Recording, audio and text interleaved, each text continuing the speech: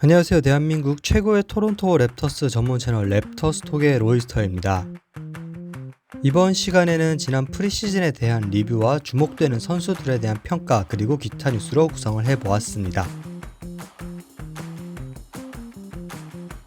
프리시즌을 통해서 기나긴 농구에 대한 갈증이 해소된 랩터스의 팬들입니다. 5경기를 통해서 랩터스의 농구 확실한 팀 컬러를 보여주면서 그 갈증이 어느 정도 해소가 된 느낌인데요. 3승 2패 어떻게 보면 좋다고 할 수 있는 성적이지만 아쉬움이 남기도 합니다. 하지만 이 프리시즌의 승패는 크게 중요한 것이 아닌 게 시즌을 앞두고 멤버들끼리 합을 맞춰가는 과정일 뿐입니다. 또한 랩터스 같은 경우에는 RJ 베럿과 엠마누엘 퀴클리가 한 경기만 뛰었고 브루스 브라운, 켈리 올리닉, 자코비 월터 등이 결장을 했었습니다. 어쨌거나 사람마다 이견이 갈릴 수는 있지만 저는 이 프리시즌을 굉장히 재밌게 봤습니다. 프리시즌에 대해서 간단하게 총평을 하자면 적극적인 공격성이 저는 돋보였습니다. 5경기 중 4경기에서 110득점 이상을 올렸고요. 이런 고득점 페이스는 빠른 페이스와 볼 흐름을 중요시 생각하는 다르코 라야코비치 감독의 철학이 반영된 것이라고 할 수 있겠습니다. 반면 좀 아쉽다고 할 수 있는 부분은 역시 수비력인데요. 마찬가지로 5경기 중 4경기에서 117점 이상을 거뒀습니다. 다만 데비언 미첼처럼 수비력이 좋은 선수들을 영입하면서 이 수비에 대해서는 개선의 의지를 밝혔기에 시즌이 진행되면서 나아질 것이라고 생각됩니다. 이따가도 좀 더 자세하게 이야기를 하겠지만 데비언 미첼의 수비 굉장했습니다. 락다운 디펜더로서 상대를 꽁꽁 묶는 것은 물론이고 슛을 내준다 하더라도 굉장히 어려운 컨테스티드 샷을 유도하는 걸 보면서 엘리트 디펜더는 다르구나 하고 좀 느꼈습니다. 그리고 랩터스가 3점 슛에 대해서 생산력이 있는 팀일까 라고 또 물어본다면 저는 아쉽지만 그렇지 않을 것 같다라는 대답을 하겠습니다. 그레이디딕 이외에는 믿음직스러운 슈터가 없었던 현실이었고요. 하지만 엠마누엘 퀴클리 같은 선수들이 복귀를 한다면 좀 3점 생산력은 나아지지 않을까 싶습니다. 또 이제 5경기를 보면 제가 느꼈던 점은 랩터스 업앤다운이 좀 심하다는 느낌이었습니다. 기세가 좋을 때는 보스턴 셀틱스를 상대로도 굉장히 압도하는 모습을 보여줬던 한편 팀이 지지부진할 상황에서는 리빌딩 팀이고 완전 탱킹 노선을 택한 워싱턴 위저즈에도 2자릿수 점수차로 패배하는 걸 보면서 기복이 좀 있구나, 이 기복을 좀 만회하지 않으면 이번 시즌 어렵겠구나 라는 좀 우려도 되었습니다.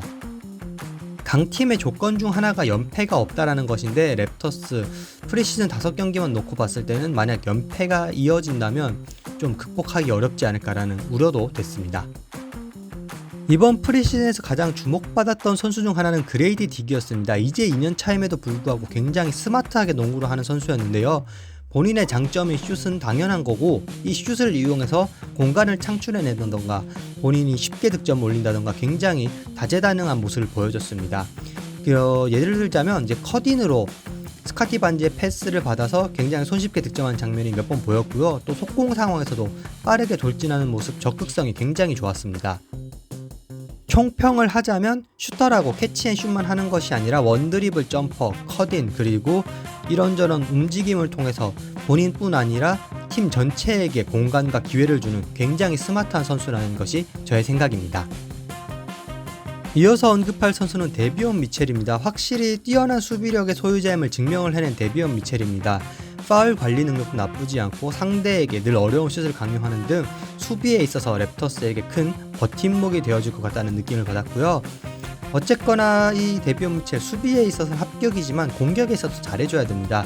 3점 슛이라던가 게임을 조립하는 능력 역시 데비온 미첼에게 주어진 과제고 이 역할들을 잘 수행해줄 수 있다면 이번 시즌 더 좋은 평가를 받을 것 같습니다.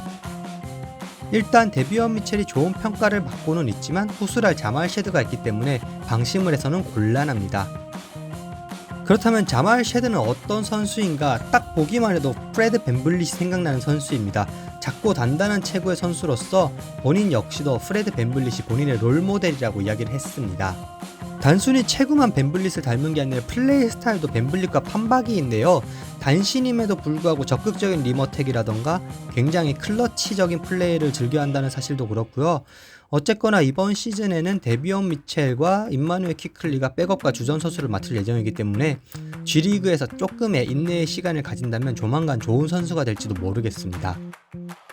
밴블릿 역시도 루키 시즌이나 그 다음 시즌에 크게 두각을 드러내지 않았기 때문에 자말 셰드도 인내를 가지고 좀 본인을 가다듬으면 좋을 것 같습니다. 그리고 오차이 약바지, 제가 오차이 약바지에 대한 이야기를 했을 때 칭찬을 했던 적이 별로 없었던 것 같은데 프리시즌 들어서 굉장히 좋은 모습을 많이 보여주고 있습니다. 수비력도 굉장히 많이 좋아졌고 본인의 장점인 운동 능력을 발휘해서 뭐라고 해야 될까요? 팀의 에너자이저 역할을 제대로 수행해주고 있습니다. 3점 능력이 조금 아쉽기는 하지만 적극적인 리머택을 하면서 돌진하는 모습을 보여주면서 이걸 만회하고 있고요. 이렇게 연습을 하고 있는 3점슛이 좀 좋아진다면 악바지 영입은 랩터스 입장에서 대성공이라고 할 수 있을 것 같습니다. 네, 악바지에 대해서 그동안 많이 부정적으로 저는 생각했는데 이번 프리시즌처럼 시즌에도 해줄 수 있다면 정말 준수한 로테이션 멤버가 되어줄 수 있다는 생각입니다. 그리고 그 외 선수들 한번 언급해보도록 하겠습니다. 제이미슨 배틀 선수, 지난 썸머리그에서 뛰어난 활약을 바탕으로 본 로스터에 들어왔는데요. 받아먹기를 이 친구 정말 잘합니다. 이 NBA라는 곳이 작은 육각형 선수보다 하나라도 특화된 선수가 필요하다는 점을 감안해 볼 때 제이미슨 배틀은 로스터 15번째 선수로는 충분히 들어갈 만하다는 제 생각입니다. 그리고 브랜든 칼슨, 셀틱스와의 2차전에서 1분 12초를 뛰었는데요. 이 1분 12초 클러치 블락을 해냈습니다. 썸머리그에서도 굉장히 블락이 좋았던 선수였기 때문에 투웨이로서 정말 잘 건진 선수라는 평가가 많았는데요. 잘 키워서 켈리 올리닉의 뒤를 이을 스트레치형 빅맨이 되었으면 좋겠습니다. 이렇게 팀의 승패를 떠나서 오래 킵하면서 보는 재미가 있는 선수가 많아진 것만 하더라도 랩터스의 지난 오프시즌은 굉장히 성공적이었다고 할 수 있겠습니다. 기타 소식입니다. 이제는 필라델피아 세븐티식서스의 감독인 닉 널스 감독이 카일 라우리의 동상을 지어줘야 된다라고 랩터스에 이야기를 했습니다. 빈스 카터가 아무래도 카일 라우리보다 먼저 영구 결번이 되었고 그것에 불만을 가지는 사람들이 저도 마찬가지고요. 좀 있는 만큼 이렇게 라우리에 대해서 섭섭지 않게 해줘야 된다는 의견이 나오는 것 같습니다. 한편 카일 라우리는 빈스 카터가 본인을 제치고 첫 영구 결번이 된 것에 대해서 빈스가 이 사회에 가져다준 공로를 리스펙트한다 라면서 대인배적인 인터뷰를 했는데요. 전혀 아쉬워하지 않는 대인배스러운 모습이었습니다. 저 역시도 라우리와 드로잔이 이어서 랩터스의 영구 결번이 되는 모습을 기대하고 있습니다. 예, 인터넷에 올라온 합성물인데요. 꽤 나쁘지 않습니다. 이 모양으로 그대로 동상 만들어도 좋을 것 같네요. 지난 시즌 아쉬운 모습 끝에 세크라멘토 킹스로 트레이드된 제일런 맥데니얼스, 결국에 세크라멘토 킹스에서도 방출되었습니다. 데비언 미첼, 샤샤 베젠코프 그리고 2라운드 픽까지 받았던 제일런 맥데니얼스였는데요. 확실히 좀 아쉬웠던 모양입니다. 그리고 자코비 월터의 부상 업데이트가 공유되었습니다. 부상의 회복이 순조롭다고 하고요. 개막전 참가 여부는 불투명하지만 곧 복귀할 수 있을 것으로 보입니다. 사실 이 제일런 맥데니얼스의 가치가 높았다기보다는 그만큼 세크라멘토 킹스가 셀러리를 절감하기 위한 그런 무브였다고 할 수 있겠죠. 그만큼 이 사치세라는 것은 부자가 많은 이 NBA 구단판에서도 굉장히 위험하고 꺼려하는 요소가 되었습니다. 저번에 본인이 트레이드 되었다는 소식을 듣고 웃긴 반응으로 좀 화제가 되었던 맥데니얼스였는데요.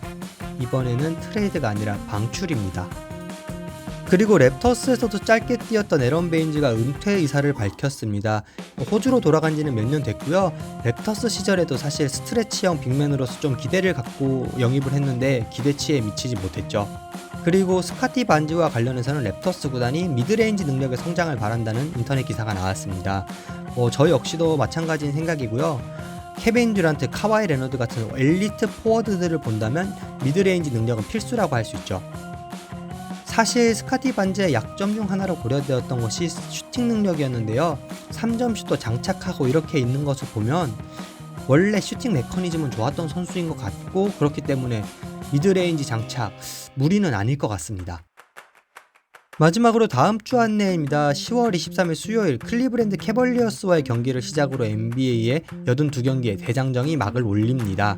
첫 한 달 스케줄이 매우 험난한 랩터스이기 때문에 이 첫 단추를 잘 꿰야 될 것으로 보입니다. 그리고 랩터스의 성적에서 굉장히 중요한 요소가 디비전 성적인데요. NBA의 스케줄 구조상 같은 디비전 팀들과는 4경기씩을 치러야 됩니다.